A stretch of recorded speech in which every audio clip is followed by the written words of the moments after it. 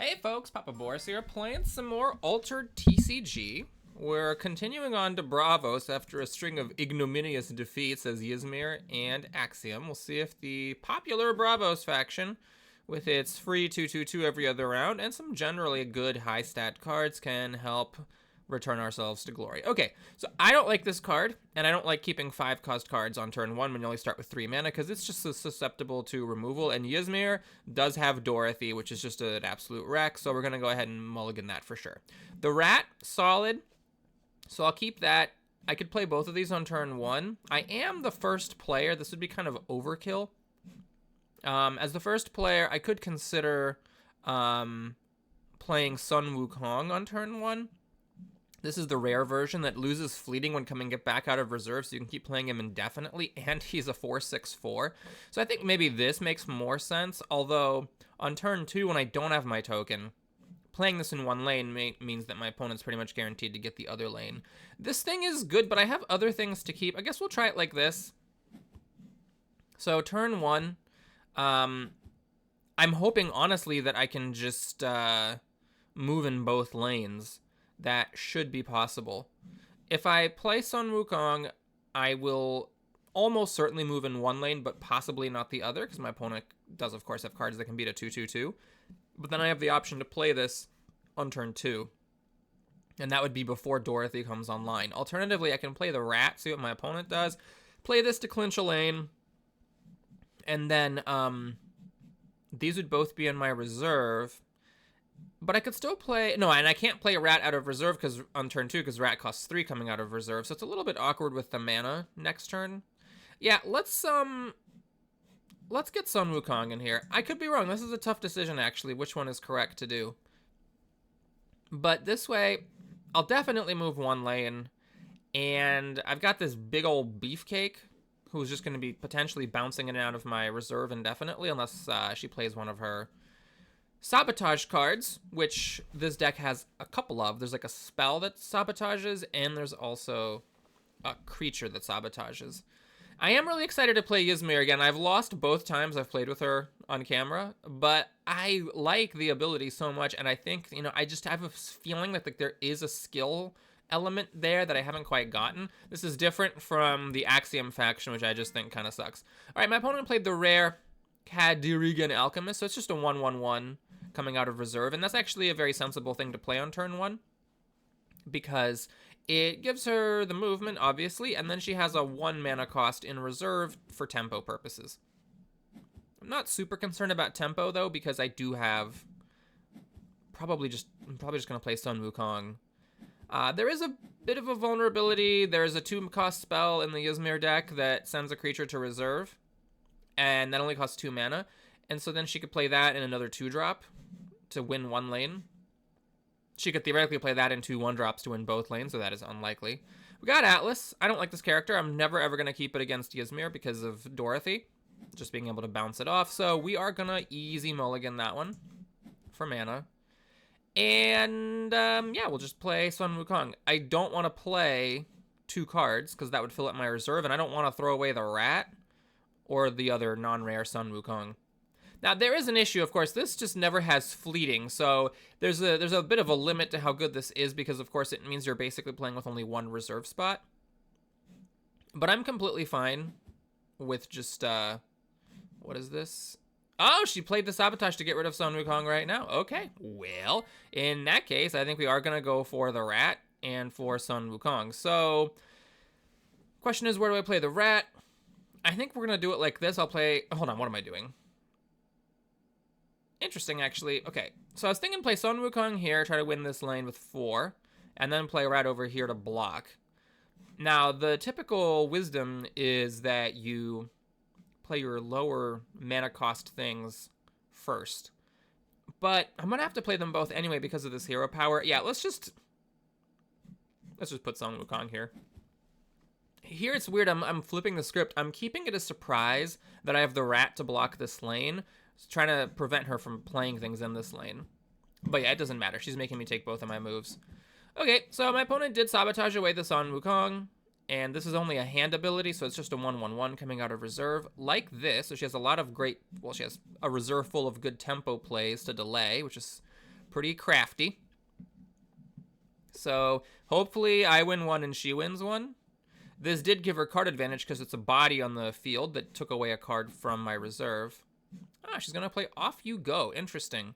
On Mr. Wukong. A curious choice. It suggests that this card isn't a creature. But no, I disagree with that play. I think she should have just played the Kadirigan Alchemist and just won this lane. And we each move once. Now we each move 0 times. Maybe my opponent thought since I'm the Bravos faction, I'll run out of steam. But the problem is that this way she throws away her card advantage. Her reserve is now full. And she has to throw away... I'm guessing she's going to throw away this spell. It's really hard to pay 4 mana to remove something from the board that costs 3 or less, because you're mana disadvantage every time you do that. Of course, there's value in keeping it to, try to stifle your opponent's plays or whatever. But, all right, my opponent's going to try to keep that around. All right, we'll take it into consideration. I'm just not concerned about her getting rid of a 3-drop. All right, we got Dorothy as well. That's new. And we got Shenlong.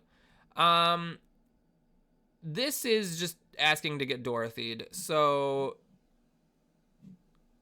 I don't think I'm going to keep it. I think this turn I'm playing my Rat and my Pathfinder, and then sticking around for Dorothy for next turn.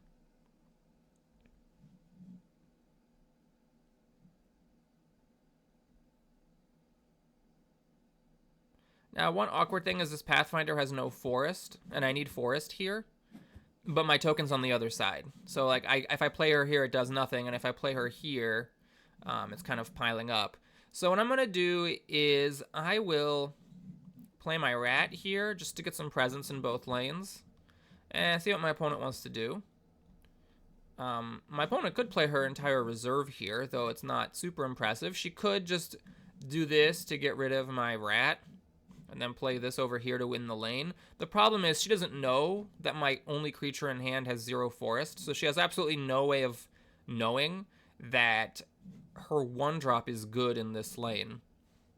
That's the value of playing out of your reserve first. So I played my mana backwards, because there's value in playing your cheaper stuff first, and there's value in playing things from your reserve first, but sometimes those conflict. That's one of the delicious moments of tension in this game, is what happens when you get conflicting basic principles. I think in this case it made sense to play from my open face first to hide the fact that I'm super weak in this 1 forest region. And I would really love to actually get to move here. That would be fantastic. Now, a lot of cards my opponent plays could be good here. For example, Baba Yaga, which is the 3 forest. She's playing Kraken's Wrath. Okay, so she's spending her entire turn to blow up my board. That is curious. Well, I really wish I could win this 1 forest spot, because I'm a little weak on forest. Wukong is only a 4 on forest for 4 mana, and this is only 0. But alas, I have no choice. I have to win here, because this is the only place where I can win. And so now we're equal on cards, but I'm ahead. I'm 1 space ahead, and I'm not behind on cards. So I currently like my situation. Next turn for 6, I can just play out my reserve and give away nothing, although that means I'm going to have a hard time with this forest spot, because it's only 4 forest. Okay, what do we get? We got, okay, so we've got, I believe, the rare version of this warrior. I think normally it's like a 4/2/4, and this is a 4/4/4 for 3, which is great. Another Pathfinder. That's tough. I think... See, with 6, the warrior... the warrior's a bit awkward to play at 6, because I could play 3, too, and that's 5. I'm wasting a mana. But, it gives me the forest that I need for less mana. But then again, if I have extra mana to spare, I might as well play Sun Wukong. Interesting. Okay, I'm going to get rid of the Pathfinder. I already have a Pathfinder, and the forest weakness is a problem, because both places have forest. Now, granted, over here, the desert is relevant, but I can play this here, and then Sun Wukong here.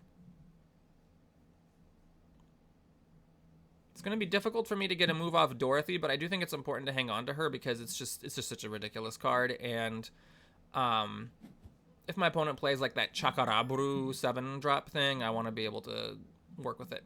Okay, interesting move. My opponent put 2 mana here, where she's not fighting me on forest.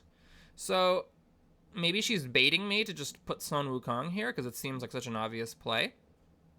what I think I'm going to do is put the Pathfinder here where it's actually relevant. And then my opponent now has to... Oh, she's gonna do this. Right. I don't even know why she played this. She might as well have just done this right off the bat. Okay, so if I play Sun Wukong, my opponent could, of course, use Off You Go. And then we each take a lane. That's fine. So I cleared out my reserve. And I'm not behind on cards in that line, so I'm fine with it.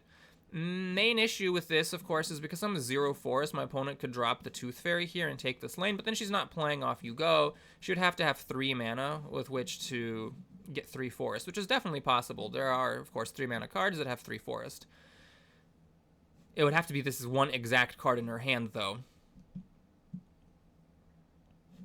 So worst case is we both move here, and my opponent moves here and I don't.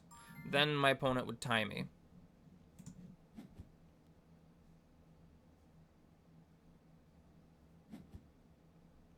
Aha, she has the Baba Yaga. That's tough, because she draws a card with this, and it also ties me on forest, blocking me from moving, and then her big water against Sun Wukong's weak water lets her move here. But we both move this way. She didn't stop me from moving, so she didn't get ahead.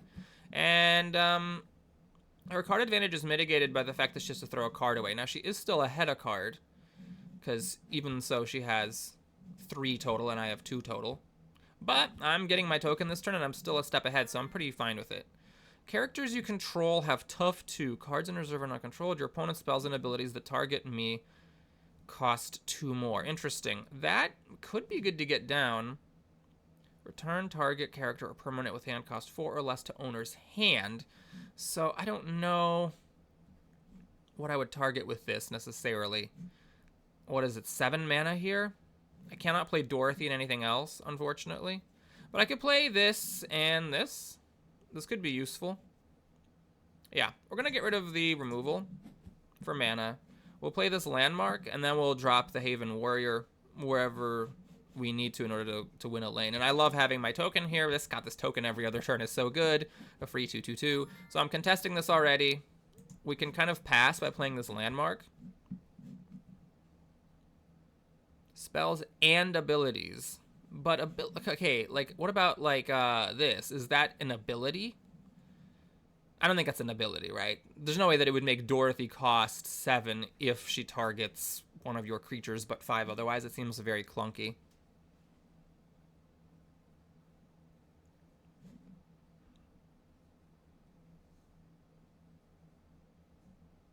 Now, one issue, of course, is that if my opponent doesn't spend more than 3 mana here, which, why would she? She could just play Baba Yaga to stall. She could then play Off You Go on my warrior. But I guess that's fine. Yeah, we'll still just play the warrior here. This blocks my opponent from getting this lane. I'm threatening both lanes. My opponent's threatening none. She could play Off You Go to get rid of this warrior. Then we both move. And I maintain that I'm a step ahead without getting any card disadvantage.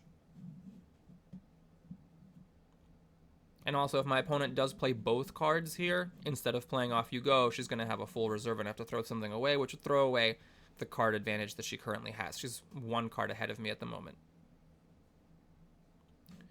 Remember, I got this landmark here. Now, it's questionable. If this does nothing, if this is... Oh, wait a minute, hold on. She actually can't do this. Oh, I just, like, played this landmark and then treated it as a completely dead card that I spent 3 mana on that accomplished absolutely nothing. Like, no, this actually stops her from using Off You Go. So this is a very dead card, I think. I mean, this would be 6 energy to get rid of a card costing 3 or less. I have a great doubt. Ah, okay, that's actually a play I did not consider, even though I talked about Dorothy this entire time. Oh my gosh.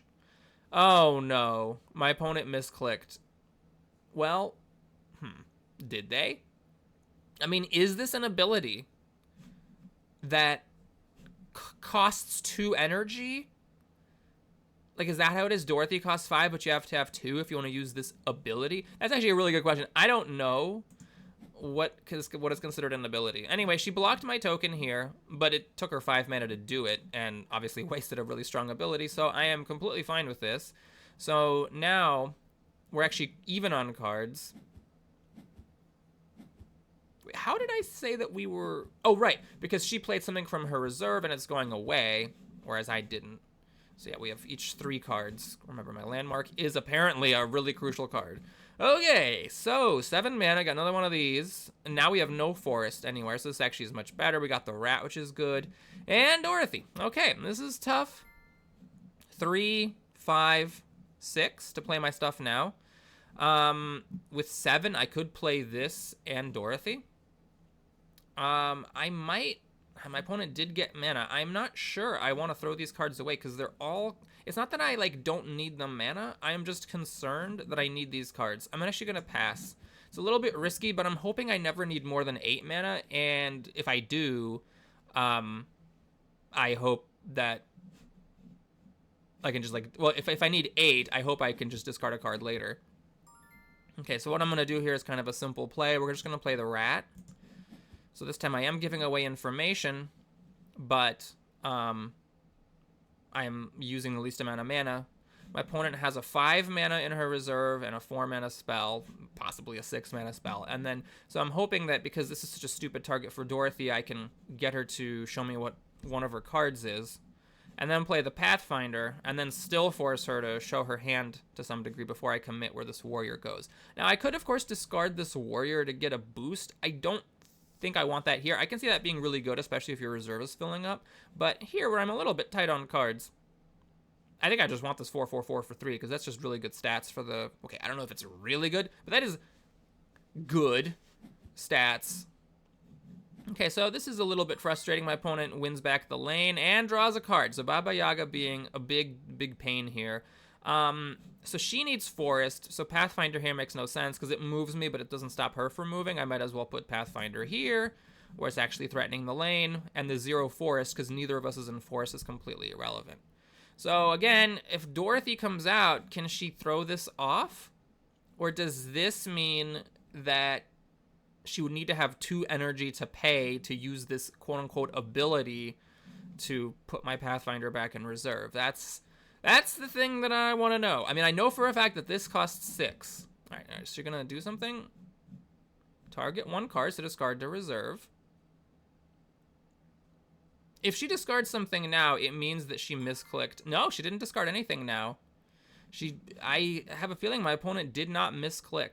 Okay, this is a perfectly sensible move then. She played 2 3s here, so my warrior, unfortunately, cannot stop her from moving.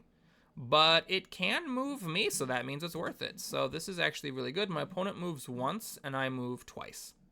Now, because my opponent played Baba Yaga, she's actually not behind on cards. She is managing her card advantage very nicely.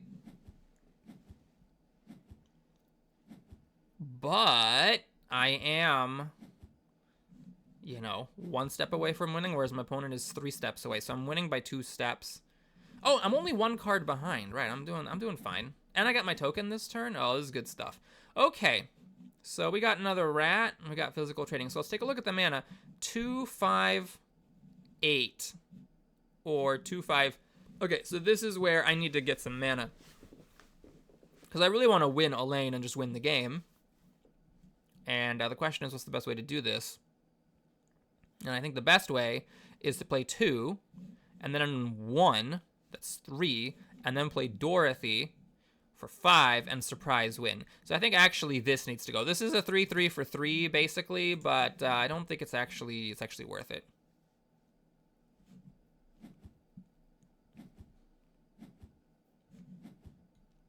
Okay, so what I'm going to do here is just really simply play the rat to disguise where I'm committing my stats.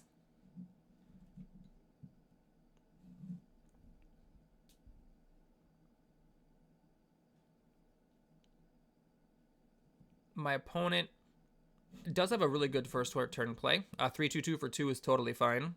It would contest here, obviously. Although her strong stat is forest, and forest is irrelevant. She goes here, which is a curious play. It doesn't help her move. It makes it a little harder for me to move. I don't understand it. I mean, maybe... Okay, because she could have put it here, and she'd be beating my rat by more than she is beating this token, I guess, is what I'm trying to say. Okay, well, let's see. So I don't want to play this because then I don't have enough mana for Dorothy. I do want to try to win this turn. So the question is, what's like the thing that brings me closest to winning? And I guess it would be going here. Well, okay, so I'm more ahead if I go here, but I'm thinking like with 7, my opponent might play Chakarabru, and if she does, she's going to need to play it here, and then I can Dorothy the Chakarabru and win. I want to try to encourage my opponent to play something here because my rat is easier to beat than this. So she might think, okay, let me try to block the lane where my opponent only has 1, and then I go surprise, Dorothy. Granted, her forest is the strong stat, and I need desert. She is going to play this for 6? A curious choice. A very curious choice with a bunch of text coming up. Let me take a look. Okay, she had 9. She played Dorothy, went down to 7. Yeah, that cost her 6. I think my opponent just doesn't understand this permanent. No disrespect, because apparently I don't understand it either. So, you know, no probalo. I mean, I won this game, I think, primarily off the back of the fact that my opponent played 2 Dorothys and did not discard a card with either one of them. That is obviously horrible, because Dorothy is a 3/2/2 for 5 mana, you know, so it's just horrible, horrible mana disadvantage. But anyway, thanks for watching, everybody. Hope you enjoyed it. Please like and or subscribe. Gotta say, Bravos, just a really strong faction.